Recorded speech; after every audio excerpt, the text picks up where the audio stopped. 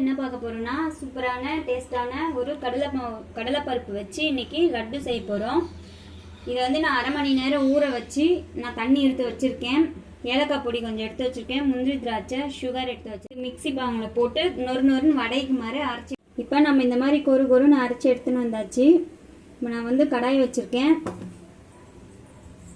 இதில் வந்து நெய் கொஞ்சமும் டால்டா கொஞ்சமும் நான் அதில் ஆட் பண்ணிக்கிறேன். அது சூடாகட்டும்.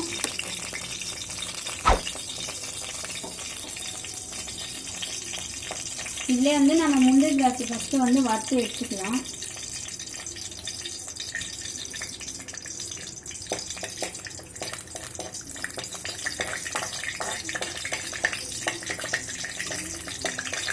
இந்த சிகப்பானே நம்ம அதை கலர் மானே எடுத்துப்போம்.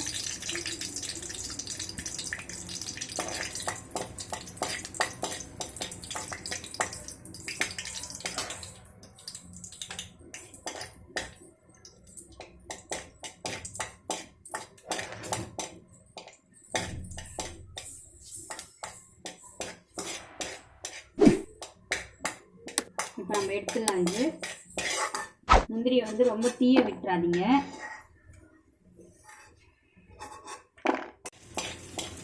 திராட்சையும் நம்ம இதில் போட்டு தீயாமல் எடுத்துருங்க.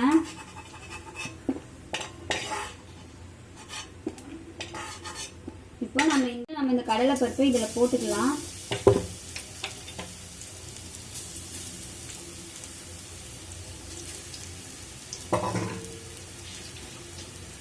போட்டுட்டு நல்லா வந்து அதை நம்ம வறுத்து எடுக்க போகிறோம். நீங்கள் தீயை வந்து கம்மி பண்ணிக்கோங்க. இது இப்படி ஒட்டுதேன்னு பயக்காதீங்க. ஆனால் வந்து அது சரியாக வந்துடும் உதிரி உதிரியாக. எல்லாத்தையும் வறுத்து எடுத்துக்கலாம். அப்படி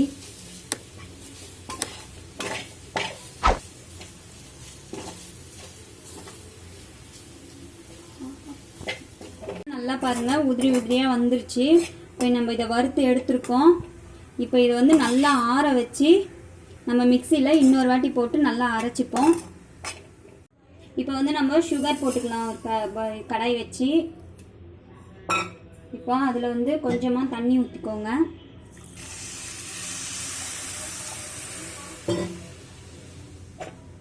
அதை வந்து நம்ம சுகர் சிரப்பாக வந்து கொஞ்சம் கம்மி பதம் வரணும்னு ஒன்றும் இல்லை. இது வந்து கொஞ்சம் கொதிச்ச உடனே நம்ம அதை மாவை கொட்டி கிளற வேண்டியதுதான். நல்லா கொதிக்குது பாருங்கள். ஜீரா வந்து இப்போ இதில் ஏலக்காய் வந்து போட்டுடலாம். ஏலக்காய் போட்டுட்டு நல்லா அதையும் வந்து இது கூட மிக்ஸ் பண்ணி விட்டுருங்க. பார்த்தீங்கன்னா நமக்கு கம்பி பதம் வேணும்னு ஒன்றும் இல்லைங்க. எதுக்கோ நீங்கள் இப்படி செக் பண்ணுங்கள். இப்படி ஒட்டுதான்னு பார்த்துக்கோங்க. பாருங்கள், இப்போ நீங்கள் வந்து இந்த கம்பி பதம் வேணும்னு ஒன்றும் இல்லை இல்லை, நான் உங்களுக்கு சொல்கிறேன். இப்போ வந்து நம்ம கொஞ்சமாக மாவு வந்து நான் எடுத்து இதில் அரைச்சி வச்சுருக்கேன். மிக்சியில் கொஞ்சமாக கொட்டிக்கோங்க.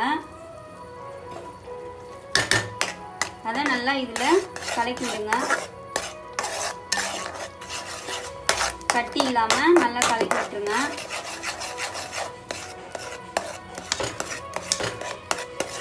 இப்போ மிச்சம் இருக்கிறதையும் நம்ம மாவு அதில் போட்டுக்கலாம்.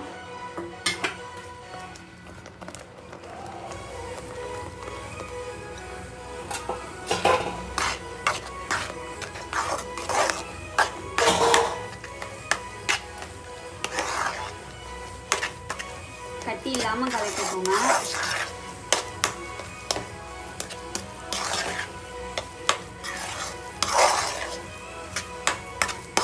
நம்ம ஆற விட்டு நம்ம லட்டு பிடிச்சிக்கலாம். இதை அவ்வளோதாங்க. இது நம்ம கொஞ்சம் நேரம் ஆற விடுவோம். இதிலே வந்து நம்ம முந்திரி திராட்சை வச்சுருந்தோம்ல, அதையும் நம்ம இதில் போட்டுக்கலாம்.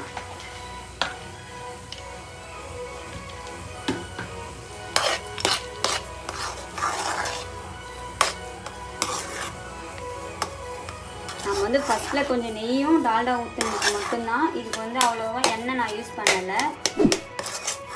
உங்களுக்கு நெய் மட்டும் வேணும்னா நீங்கள் நெய்யும் ஊற்றிக்கோங்க.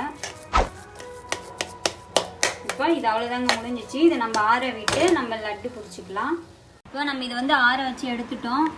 கையில் வந்து லைட்டாக நெய் சேர்த்துக்கிறேன். இப்போ நம்ம இதை உருண்டை லட்டு பிடிச்சிக்கலாம்.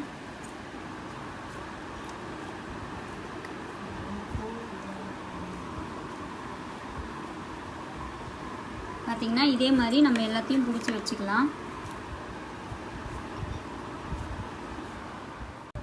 இப்போ வந்து நம்ம லட்டு பிடிச்சி வச்சிட்டோம்.